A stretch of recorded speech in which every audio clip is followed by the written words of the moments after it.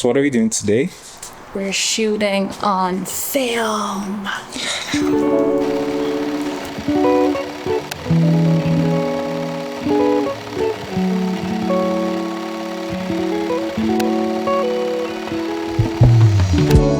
Shooting on film today is not just a nostalgic throwback, it's a masterclass on intentionality. With a limited amount of film in a reel, every shot counts, forcing you to slow down and think critically about composition, timing, and movement. In a world of endless digital storage, shooting on film reminds us how to tell a story with discipline and creativity. In this video, I'll show you how I shoot Super 8 film and how you can too. First off, we need a Super 8 camera. Luckily, these can be quite easy to get, either from a relative or family member who used one back in the day, or you can find them for very cheap on places like eBay, Craigslist, Kijiji. You could also find them at thrift stores, garage sales, places that sell vintage and antique stuff. The very next thing you need is some Super 8 film. A quick Google search will show you online stores where you can buy Super 8 film from. And for my folks in Nigeria, you can buy a Super 8 film or even a Super 8 camera via a concierge service called Share Shop Ship.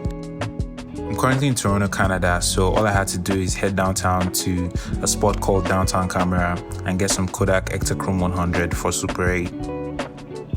You can also get Super 8 in 50D, 500T, and 200T. These numbers represent your film speed, which in digital would be your ISO, and the letters represent your color temperature. T standing for tungsten and D for daylight. When you are outside, you would want to use a lower speed film like the 50D or the Ektachrome 100. When you're inside, you want to use a higher speed film like the 200T or 500T, which are balanced for tungsten light. I got the Ektachrome because that's all they had in stock and I wanted to get some film ASAP. Eddie, Yep, get over here. I'm here. See this? Clean your contacts. A piece of gear like this that hasn't been used in decades will definitely have some dust and corrosion inside, so you have to clean it up. You might still have some dust on your footage, but blowing it out to make sure you have the least amounts of dust as possible.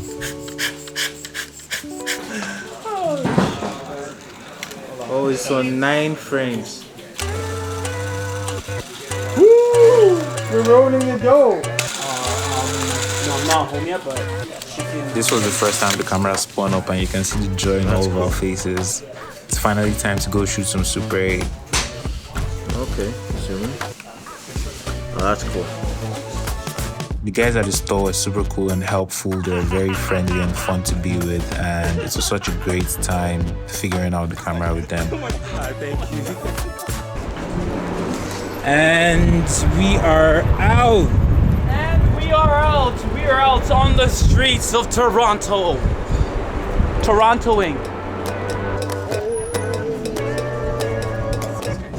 East on Dundas, to Proudview Station. Carrying that heavy bag is no fun.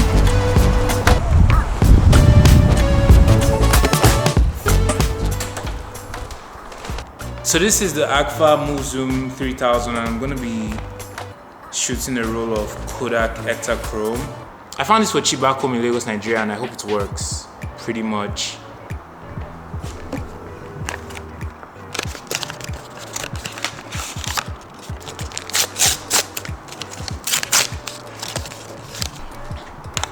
Loading is pretty simple. Open the compartment, insert the cartridge, and close it.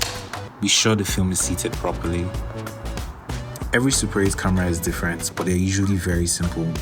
The controls on this particular one are focus and zoom, on off, frame rate, and a trick button.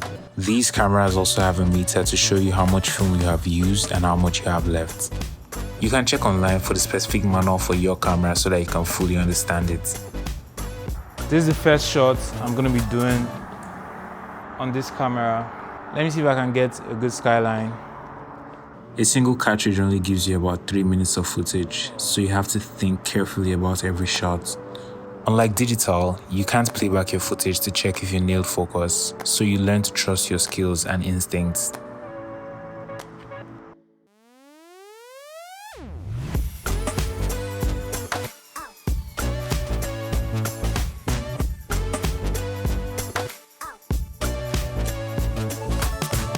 I just shot my first couple of frames on this guy and it was pretty cool. I'm gonna pack it up now and try again tomorrow. It's a new day. My friend Zeb's over at the studio and she's gonna be my muse for the day. But before we get to shooting her, she wants to check out the camera and, you know, she's curious. So let's see.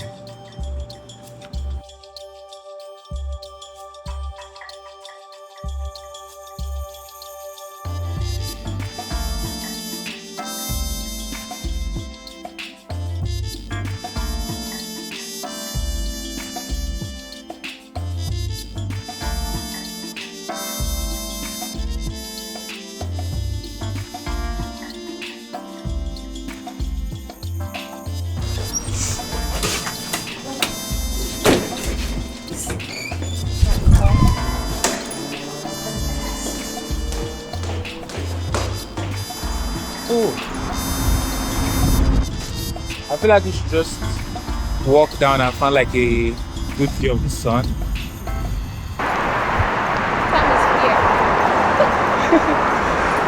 I think we can hold up somewhere here. Yeah. Let me have the tripod. So yeah, we want to try and shoot some Super 8 and some medium format film as well. But I feel like the sun is going down already. Yeah. We will catch. It's just behind. I think we're fine. Yeah, the sun is back up actually. Sweet. So just lean on the thing. Just imagine you're in Paris on a bridge, and you know you're just taking it all in, right? I feel like that guy will be fine. So our Parisian bridge. Yeah. So, action.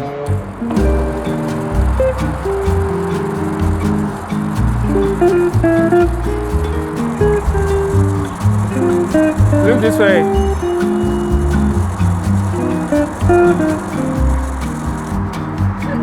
Okay. Got it.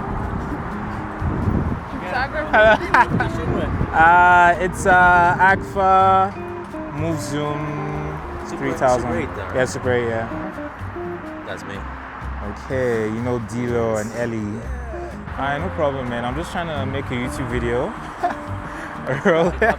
Nah, it's all good. No, it's all good. It's all good. I'm steady. Steady? Yeah. Vince. Alright, man. Thank you. Having any vintage gear is so cool and a great conversation starter, as people would often stop to ask, "What is that?" It's Super 8. So it has like a spool of film inside, and that usually starts a geek out session about film cameras.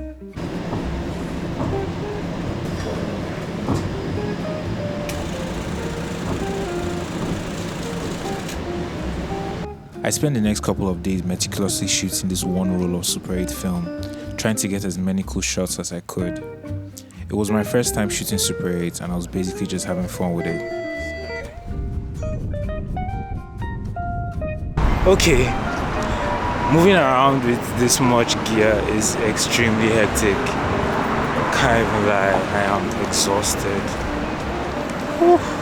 I got to link up with this amazing designer Zoba in her studio space, and after making some videos with her, I whipped out the Super 8 and I got some really cool shots with it.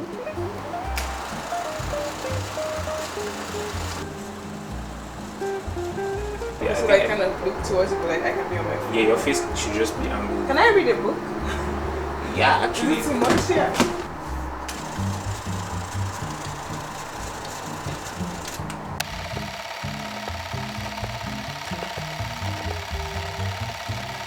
Zoa was also really kind to let me shoot some of my content on her rooftop. So while at it, I decided to shoot Zeb holding the Super 8's camera. I shot her on a film camera as well, which is the Mamiya RZ67 Pro 2. Are you ready?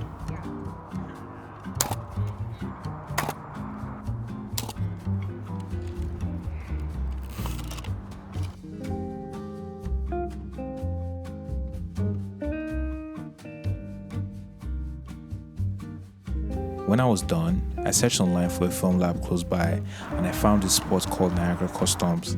I sent it out to them and it took up to 2 months for me to get the scans back. I have no idea why. I had the scans delivered to my email in the Google Drive link and boy was I pleased. Shooting on film is an incredible way to learn about storytelling with intention. It forces you to slow down, plan ahead, and really think about each shot. If you're new to shooting on film, embrace the process. It is a rewarding challenge that will sharpen your skills. If you've ever tried shooting on film, tell me about your experiences in the comment section below. And if you're still watching, thank you for staying till the end. Like and subscribe if you like the video. I'm going to be having more coming out soon. Cheers.